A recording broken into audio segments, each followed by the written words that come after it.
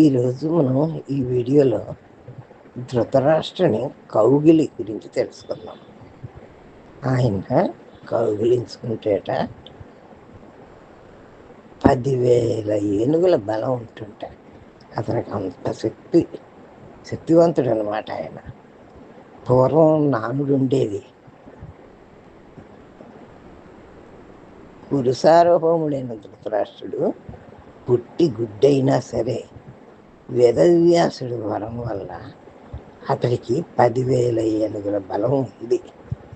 కురుక్షేత్ర సంగ్రామంలో 100 మంది కొడుకులను పోగొట్టుకున్నాడు. నిండు సభలో చేసిన ప్రతిజ్ఞ మేరకు 100 మందిని భీముడే మట్టుబెట్టాడు.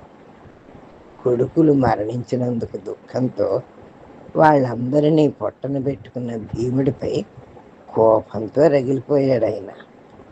అలాంటి సమయంలో పట్టాభిషేకానికి ముందు పెదనాన్న ఆశీస్సుల కోసం ధర్మరాజు సపరివార సోదర సమేతంగా ధృతరాష్ట్రుడి వద్దకు వచ్చాడు. వారితో కృష్ణుడు కూడా ఉన్నాడు. ఆశీస్సులు తీసుకుంటున్న ఒక్కొక్కరిని ఆప్యాయంగా హక్కుని చేర్చుకుంటూ భీముడి వద్దకు రానాయన భీమసేన అంటూ వచ్చాడు ధృతరాష్ట్రుడు.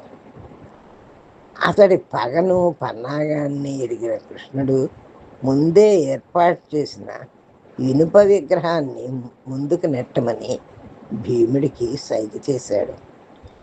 భీముడు అలాగే చేశాడు.